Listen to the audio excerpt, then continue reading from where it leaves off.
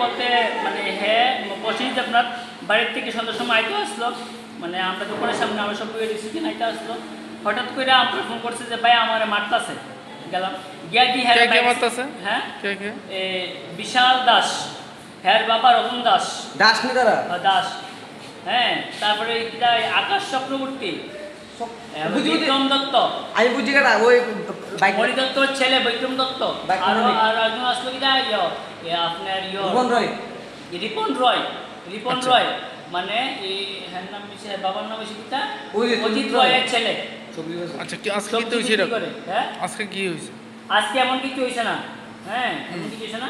হ্যাঁ হঠাৎ করে সন্ধ্যার সময় আইতো আসলো উপরে, মানে আমরা ড্রপ গেট আমরা যেখানে বই সবসময় বই আড্ডা চাটা খাই এখানে হ্যাঁ আইতো আসলো, আজকে ফোন করছে।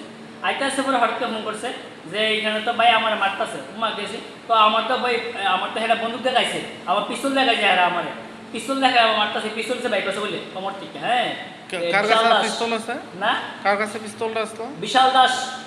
আচ্ছা বিশাল দাসের নামে কইছে যে বিশাল দাসের কাছে পিস্তল আছে এমন মন। হ্যাঁ কি করে? হ্যাঁ বিশাল দাস কি করে? হ্যাঁ গাড়ি চালা, হ্যাঁ সেই করে এমন এমন কইছে, হ্যাঁ কইছে এরপরে হ্যাঁ পিস্তল লাগাইছে, হ্যাঁ বাইক চালাইছে, হ্যাঁ বাইকটা ভাই আমার বাইকটা বাইক চালাই আছে, বাইক চালাইছে, বাইক চালাই এসে হ্যাঁ মারতাছে, মাথার মধ্যে বাড়ি দিয়েছে, হাতের মধ্যে মারছে, হ্যাঁ পায়ে মারছে, হ্যাঁ হ্যাঁ তো পড়ে আছে, হ্যাঁ পুরো একদম মানে মরণ অবস্থায় আছে এখন। আমরা গিয়ে আছে আনছি নিচে পড়ে রয়েছে, কেউ নাই ফলাই আছে, সব বেঁকে আছে মায়ের রয়েছে। আক্রান্ত হয়েছে এর নাম কি?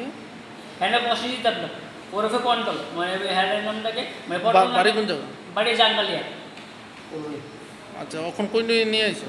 ওখানে আমরা বিশালগড় হসপিটাল নিয়ে এসেছি। আচ্ছা তো এই বিষয় এটা কে থেকে কেন তার উপরে হামলা?